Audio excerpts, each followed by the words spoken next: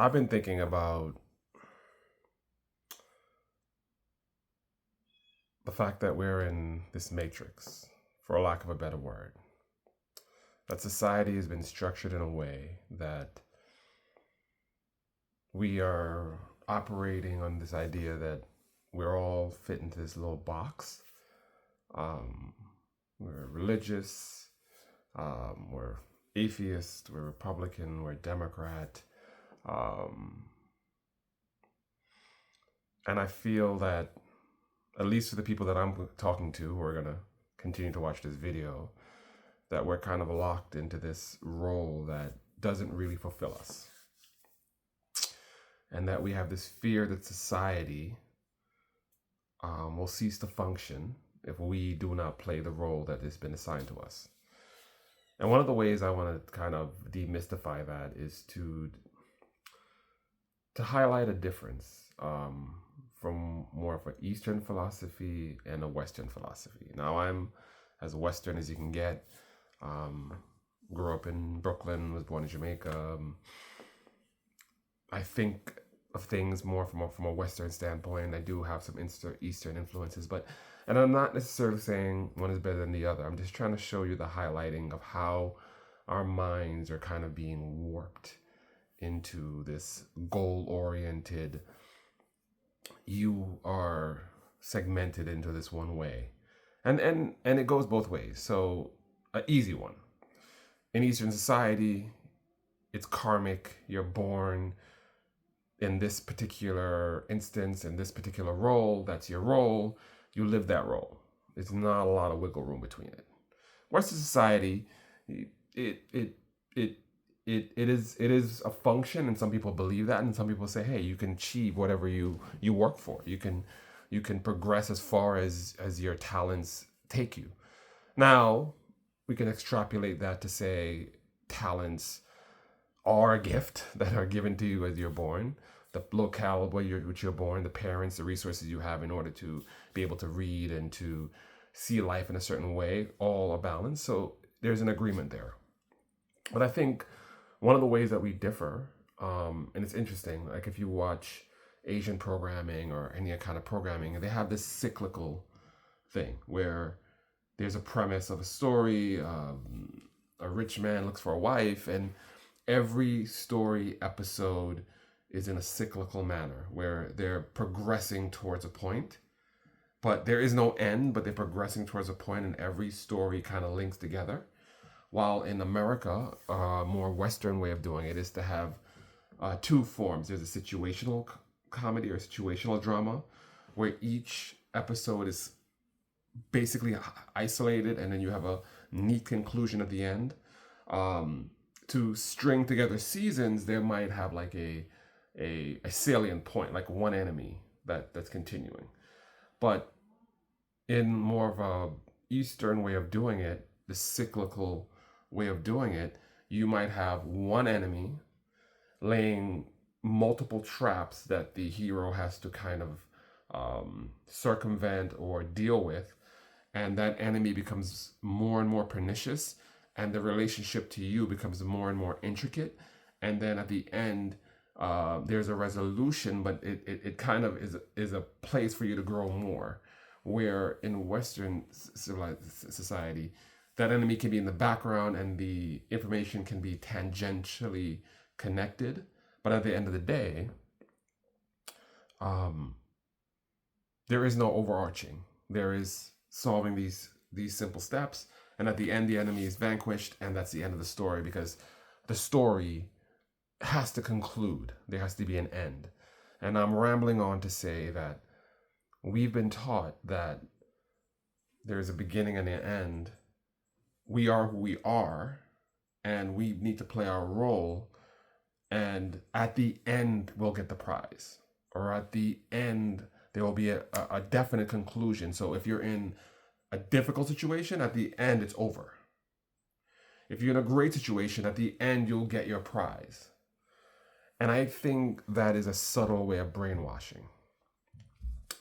Now, in the Eastern philosophy, there's a different kind of brainwashing. This kind of forces you in the same kind of thing. I'm not saying any society is better. So in the other one, it's there's a karmic cycle. So at this life's end, you might get a new life where you're the sultan next time. So there's this opportunity cost that is associated with each life that you get.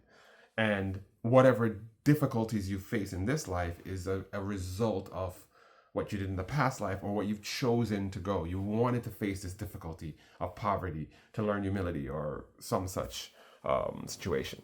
Anyway, I believe all of these are just ways to control us. And there's different ways of kind of locking us in. I think that humanity is much more alike than we would like to imagine, but the permutations are so complex and variable that we are literally dumbing ourselves down. We are limiting ourselves in such a great capacity that it's sad. I go to say all these things to express this idea of personal freedom, of, and what Socrates called, Aristotle, an unexamined life is not worth living. And when I say to examine the life, I don't mean to judge others. I don't mean to say, how have I lived the pattern by which society has said I need to live, but you need to start judging it based on what brings you maximum happiness, what brings you maximum fulfillment, and what speaks to your heart. In my experience, when we do these things, it's not going to turn into some spiritual mumbo jumbo. You're really going to get to the heart of it. We're going to really, how can you say that you want people to be happy, or you're saying for people to pursue what makes them happy, if you then tell them they can't be a potato farmer, or it's silly to be that artist, or raising the family in the way they want to raise it is somehow bad because of this. The limitations that we place upon ourselves is the matrix. Now, we can agree that there are certain, life, liberty, not harming others. I don't think you need to start the basis of understanding this by placing those restrictions first. I think it's common sense. There is no need for those kind of caveats unless you're a narcissist or someone who's deviating somehow from the normal behavior. Those people are going to act in ways that benefit themselves, regardless of what society says about these rules. I think we've been conditioned to make rules based on the exceptions and based on the potential harm, rather than maximizing the greatest good. So I want us to start thinking about maximizing the greatest good. And I think maximizing the greatest good is an individual endeavor. And if I want to teach my son or to teach anyone anything, is how to think critically in order to manifest, to live that best life. And if you think the best life is wealth, material wealth, more power to you. But I don't think everyone sees it that way. It is expressed in that way, but what do you want to do with that wealth? That hints more at what makes you happy than the wealth itself. So let's take that off the table. You've gotten that wealth. You've gotten the status. You've gotten the adulation. You've gotten everything society has said is what makes a good life. What do you do with it after you've achieved these things? That's what you need to focus on to really get to the bottom and heart of it. So my goal with this channel is the highest value. I'm not going to change society necessarily. I'm not going to revolutionize how you think about everything. I want you to think about everything the way that you would. I believe that individual freedom is the highest value. And that means that we have to question society's values. And as I said in a previous video, we think of this, some of us, in a negative light, because then it leads to what we've decided is individual freedom is rooted in gender and sex and race. Hot button topics that divide. What I want to think about when I talk about individual freedom is literally the freedom to act in one's best interest. On a personal note, one of the ways that I feel trapped is in this rat race. Now, the rat race is being like this industrial cog in the wheel, where you're an office manager or you're a secretary or admin, and you just get up, you go to work, you deal with work, you get home, you cook, you get ready for the next day, and you work until the weekend so you can get drunk or party and, take your mind off of the work. You work enough to have enough money so you can do something else. And majority of our time is spent on this work to produce goods that not necessarily anyone wants or needs, but we're trying to entice them to get it so that you can get more resources to do what you want to do, which is to consume the same things that you're producing for other people to use. And I'm a capitalist. I'm not saying that I don't understand the benefit of that, but I also see people slowly dying. And I also see these same people fighting tooth and nail to keep this system going. And on the one hand, I see people trapped in this wheel where they're just circling around, dying inside. And on the other hand, I see people who are overachieving, breaking the system, making lots of money. And I think they're also on a wheel. I want to have the happy medium in between, where you're doing what you want. Let's say a baker who bakes out of love, he makes enough money to take care of himself or him or herself and to live the way life, but they're just doing something that they love. And once again, I don't want to make it into this woo, oh, do what you love. I'm saying do the things that you love. And it's not one thing. That is one of the ways that we are trapped in this matrix. That there's one thing that makes us happy, and that one thing has to be focused upon. And then we sacrifice everything to achieve that one thing. And then our life is reduced to baking or doctoring or YouTubing.